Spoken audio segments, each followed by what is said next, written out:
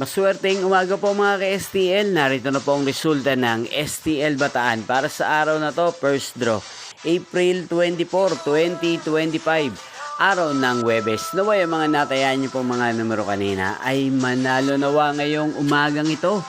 11 AM. Kaya kunin niyo na po ang inyong mga tickets. Narito na po ang resulta.